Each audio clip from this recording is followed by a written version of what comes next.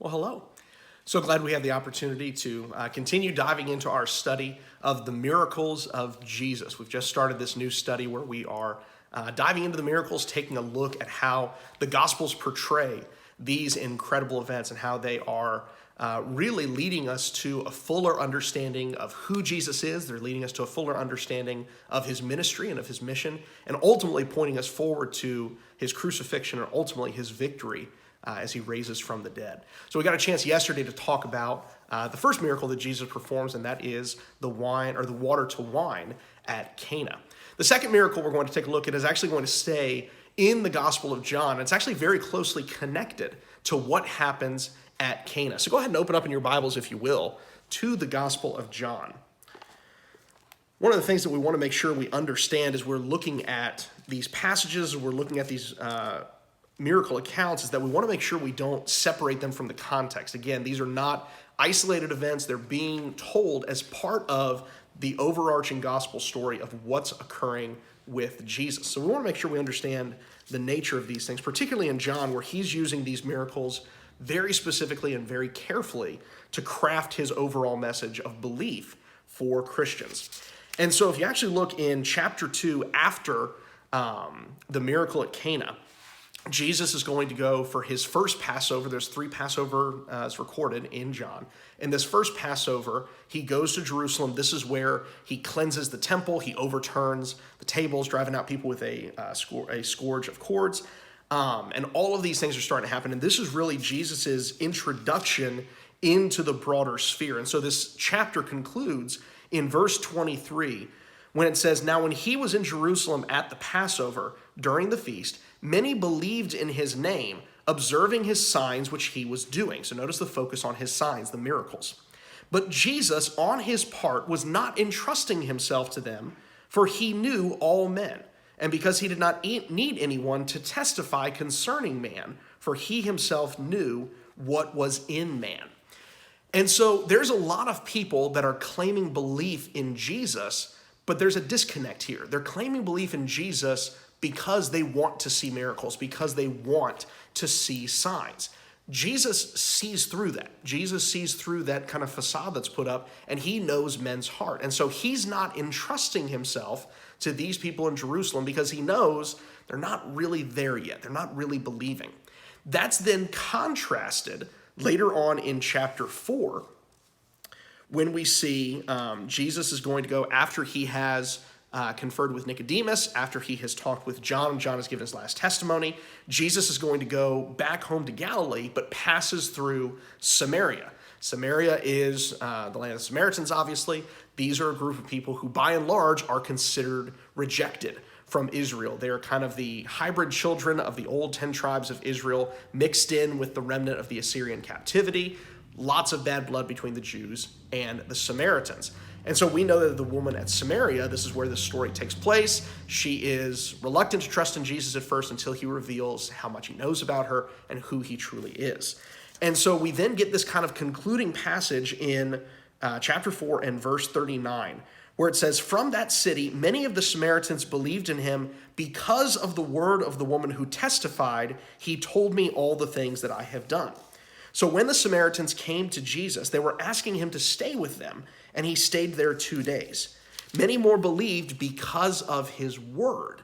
And they were saying to the woman, 'It is no longer because of what you said that we believe, for we have heard for ourselves and know that this one is indeed the Savior of the world.'" So there's a very marked difference in the reception of the Jews in Jerusalem, which should be the home of the Messiah. That's where the Messiah is going to reign. That's the central location of most of his activity. They should be the first people to recognize what's going on, but they're just impressed with miracles. They're just impressed with these cool signs that are occurring. The Samaritans, though, listen to what Jesus is saying and believe because of his word. So there's this big contrast drawn between the Samaritans, who every Jew would think they're the unfaithful, they're the outsiders. They would never believe truly in the Messiah, but they believe rightly of the Messiah. And we then see in verse 43, it says, "After the 2 days in Samaria, he went forth from there into Galilee. For Jesus himself testified that a prophet has no honor in his own country. So when he came to Galilee, the Galileans received him, having seen all the things that he did in Jerusalem at the feast, for they themselves also went to the feast. So John is reminding us that Jesus is not being received in his own home country of Galilee as well as he was in Samaria. Now, notice the text says they did receive him, they did welcome him in, but it was because of the signs that he did in Jerusalem. And so he's been doing signs in Cana, he's been doing miracles in Jerusalem. These wondrous things, these really cool things, that's what's drawing people to him, but they're not actually believing in what he's saying. They're not actually believing like the Samaritans did in what he's claiming. So all of that context then leads us to the miracle that we're about to see, and that's the healing of the nobleman's son. So let's read this in chapter 4 and verse 46. Let's see how this context plays a part in this. Therefore, he came again to Cana of Galilee, where he had made the water wine, same area. And there was a royal official whose son was sick at Capernaum. When he heard that Jesus had come out of Judea into Galilee, he went to him and was imploring him to come down and heal his son, for he was at the point of death. So Jesus said to him, unless you people see signs and wonders, you will not believe. The royal official said to him, sir, come down before my child dies. So Jesus said to him, go, your son lives. The man believed the word that Jesus spoke to him and started off. As he was now going down, his slaves met him, saying that his son was living. So he inquired of them the hour when he had begun to get better. Then they said to him, yesterday at the 7th hour, the fever left him.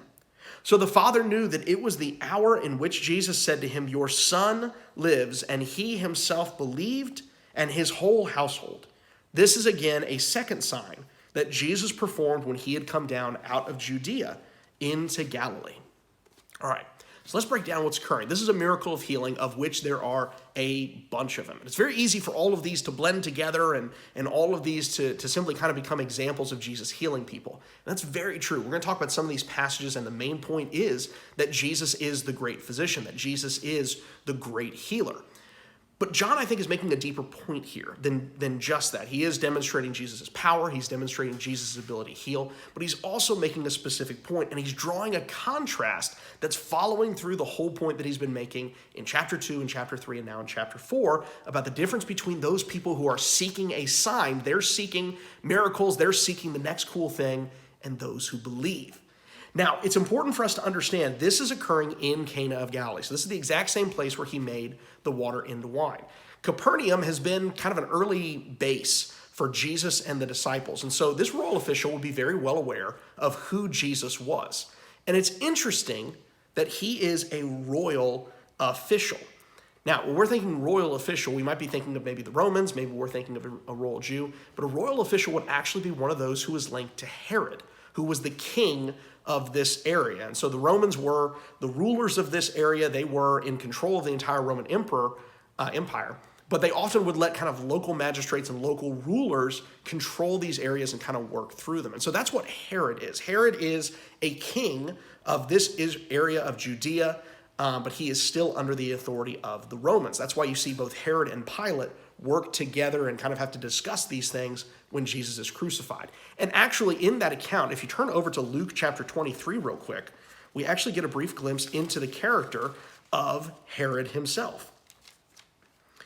In Luke chapter 23, the resurrection account a lot of times is focusing more on Pilate's action, but Luke makes sure to include the time of Jesus before Herod as well. And it says in Luke chapter 23 and verse 8, now Herod was very glad when he saw Jesus, for he had wanted to see him for a long time, because he had been hearing about him and was hoping to see some sign performed by him. So Herod is like the rest of the Jews. He's like his people. He wants to see a sign. He wants to see this cool thing. He wants to see what Jesus can do that nobody else can do, apparently. So he's also a category of people that is seeking for a sign. And so when this royal official comes to Jesus and asks him to come with him and heal his son, Jesus offers a test. And it's almost kind of a commentary, not just on this one royal official, but on all of the officials of Herod, of the entire nation of Israel. He says, unless you people see signs and wonders, you simply will not believe. He's basically saying all you guys want to do is you just want to see something cool. You just want to see this new thing. You're just interested in the miraculous. And he's offering it as a test, basically asking this guy, is that what you're trying to do? Is this what you're interested in? You just want a sign. And John really doesn't comment. He doesn't actually respond to this. The official just kind of repeats his claim and says, sir, come down before my child dies. So he doesn't deny the claim, but he doesn't affirm it either. And so there's a little bit of tension there, and we're left wondering, like, okay, well, does this guy believe in Jesus? And Jesus said to him, go, your son lives. Now, it's really easy to kind of overlook what's happening here, but remember what the royal official has asked. He says, come down and heal my child. In other words, come back with me to Capernaum, a fairly decent amount of miles down the road. Come with me to Capernaum and heal my son. And Jesus says, go, your son is healed. In other words, Jesus is not going to come with them. And so this official doesn't see the healing. He doesn't see the miracle. And so he has to trust that what Jesus is saying is accurate. Because if he goes all the way back home and this guy hasn't healed him, his son's probably going to die. The text has made it clear his son is very, very sick. He's at the point of death. So this official has to have faith that Jesus is doing what he says he's doing. He can't see the miracle. He can't see what's happening 15 miles away in Capernaum. He has to have faith right there in that moment that Jesus is who he has claimed to be. And the text says that the royal official, the man, believed the word that Jesus spoke to him and started off. It's the first guy who's done this outside of the Samaritans. Samaritans believed. But this is the first guy we're seeing as a member of the Jews who says, okay, I won't see the sign. I won't see the miracle that's about to occur, but I believe that you have the power to do this. And so it's an incredibly short account of what's going on, but he believes in spite of not seeing the sign. And so what I think John is trying to portray to us is that this is the same kind of people we are. Remember the purpose of why John was written. It was written for those who believe that they might have confidence in him who they have believed. That's us. That's all of the people who have read the Gospel of John, who we didn't see the miracles of Jesus. We didn't see water miraculously turned to wine. We didn't see a man walking on water. We didn't see all of these signs, and yet we're asked to believe like this man does. This man doesn't get to see the healing. He has to have faith that Jesus has done what he said and go. He may never see Jesus again. He may not be able to find Jesus again. His son may die, but he has faith that Jesus is who he claims to be and that Jesus has done what he has claimed he's done. And so as the man goes home, he's met by his slaves, and it's confirmed for him, yeah, Jesus did exactly what he said he was going to do. And so, yeah, there's a lot of power here, and it's incredible. There's no denying the incredible nature of this miracle, that Jesus is able to control a man's health 15 miles away. It could have been 15,000 miles away, and Jesus could have healed this. So it does confirm for us the enormous power that Jesus has. But it also is sending a message to us, to all readers of the gospel, that you may not see these miracles, but you still have to believe. You still have to have faith that Jesus is who he claims to be. And so can you accept Jesus' words and go forth? That's what this miracle is trying to teach us. And I think that's the big message of a lot of these miracles is going to be, can you, O reader, have faith in the power of this man? Can you have faith that this Son of God is who he claims to be? Hope that gives you some things to think about. I hope that gives you some insight into what's going on with these miracles and going on, particularly with this one, as we see this royal official, this unnamed official, which is actually a really common trait of the miracles. We don't know the rest of his story, but we know that his son believed. We know that his father believed. We know, in fact, it says at the end of that he and his whole household believed in this man. And so the question is, will we do the same? Thank you so much for taking this time to tune in with us. I encourage you to continue studying these things, continue to dive into these things even beyond what we're reading here. Continue to study these things for yourselves as we start to unpack the text, as we start to really dig deep into it. It is amazing the riches that it beholds for us. We love you guys. We're so appreciative of you continuing to study these things, of you continuing to worship, of you continuing to do the best we all can in these circumstances. We love you guys. We miss you so much. We cannot wait to be back together again. Thanks so much.